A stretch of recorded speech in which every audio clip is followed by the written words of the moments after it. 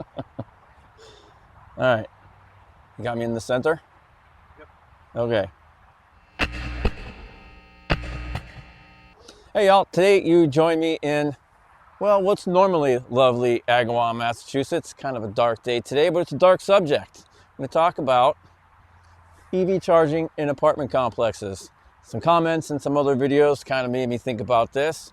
The difficulty of people who live in apartment buildings being able to charge EVs. I wrote down my stats on my notes here. In 2022, 80 million people lived in multifamily housing in the US. 80 million. 85% of EV drivers charge at home. Most of us EV drivers know that. But if you live in an apartment complex with no charging infrastructure, how are you going to charge at home? We all know that DC fast charging is really more for road trips, because the paradigm shift for EV owners is not to just go to the gas station, fill up, and you're on your way. EVs should be charged when they're sitting idle, when they're not being used. At night, at work, out shopping, out to dinner, right? That's when we need the L2 charging. We need it in apartment complexes. So I did some research. Multifamily owners actually have access to quite a few federal programs and state programs that can almost completely pay for EV charging. I did not know this. I'm wondering if most multifamily housing owners know this.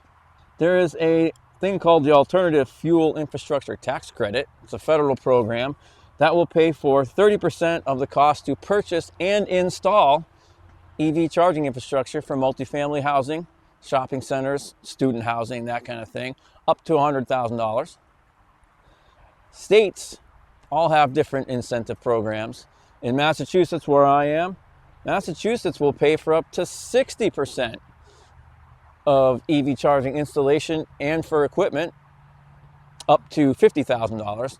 So in most apartment complexes, for a $50,000 project, depending on the charging that you buy and the discounting you get, you could probably get between 5 to 10 chargers installed for the $50,000, of which the state will pay for $30,000. The feds will pay $15,000, so the multifamily housing owner only pays $5,000 out of their pocket. So $5,000, yeah, it's a lot of money. But if you own a multifamily housing complex, especially one like this, if you pan around, it's a pretty good sized place. $5,000 really isn't that much of an expense. So if you live in an apartment complex in the United States and you own an EV or want to own an EV and you want to be able to charge at home, you should talk to your landlord. Make sure they understand what these programs are, and maybe try to work with them to get some of them installed in your apartment complex, because what we really all want is EVs everywhere, and the only way to get EVs everywhere is for people to be able to charge them, right? So that's my sort of quick rant at a random apartment complex that has no EV charging on how they could get EV charging, because as we all know, EVs are awesome, and it's okay to be awesome. See you next time.